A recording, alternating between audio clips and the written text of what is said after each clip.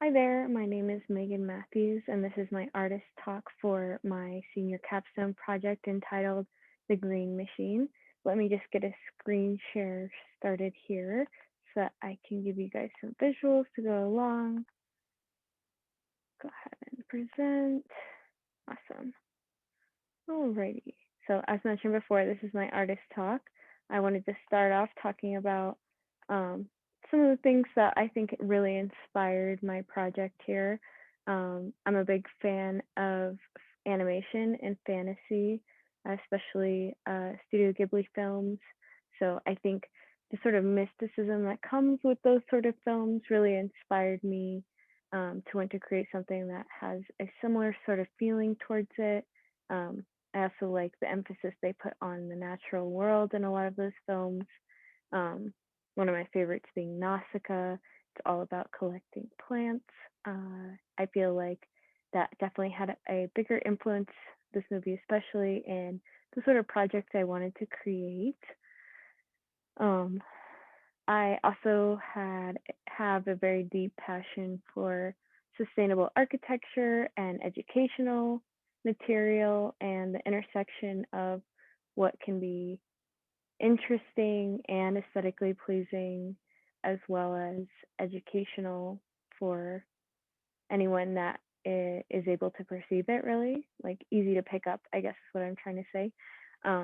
So here were some examples of different types of either sustainable or educational art pieces that I feel like had dual purposes at times. Um, One of my favorite aesthetics is scientific type drawings. This is one of my favorite artists as well.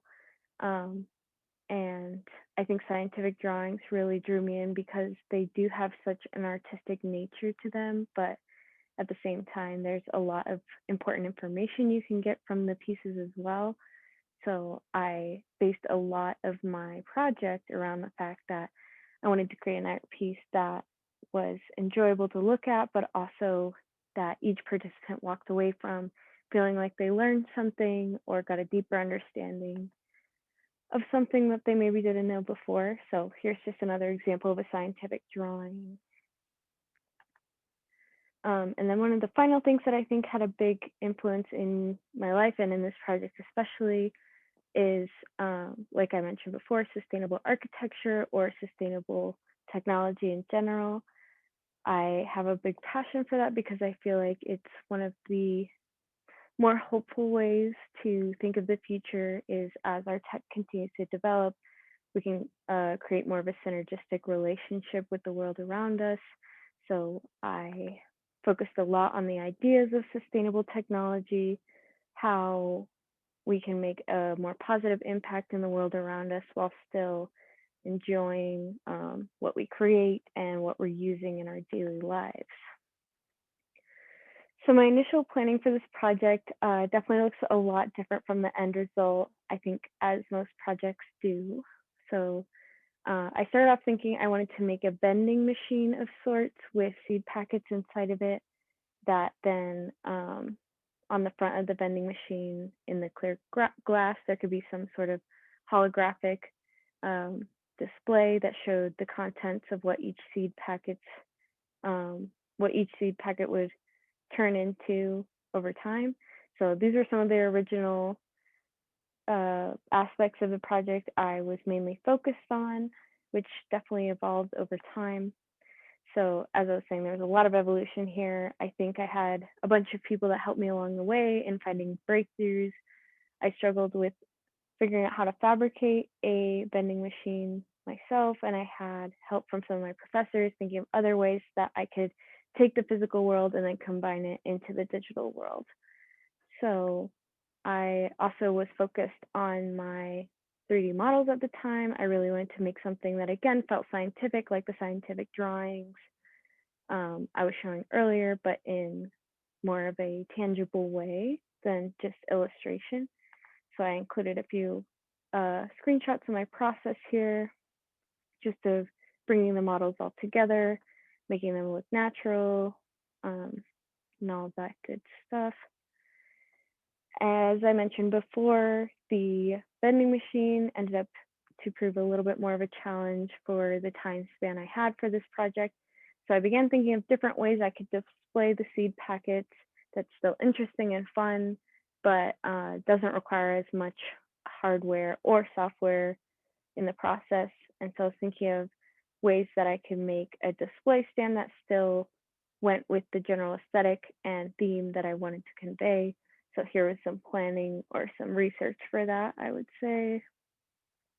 And then I was thinking of how to display the material as well, because it was no longer going to be in a vending machine.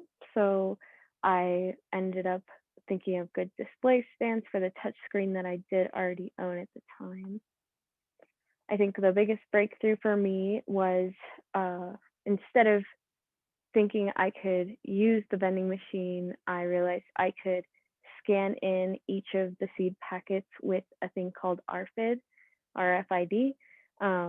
which is just a type of scanner that works with serial codes, basically. So each seed packet ended up getting its own little scanner inside of it. It's really minimal and small, doesn't really detract from the experience, but with each scanning device inside of it placed on top of the RFID scanner, each packet had its own unique ID and was then able to be attached to each 3D model. So here's a picture of the end result. You can see I brought in my ideas about using a whimsical sort of display stand. You can see the scanner in the middle, that's where the RFID is resting. And then that feeds into a computer that's not seen here, and then it's displayed on that touch screen, where you can see one of my 3D models, the Snapdragon on there. I was pretty happy with the result. I had fun decorating it with plants and sort of giving it a sort of whimsy. And then here is just another still of the project in use.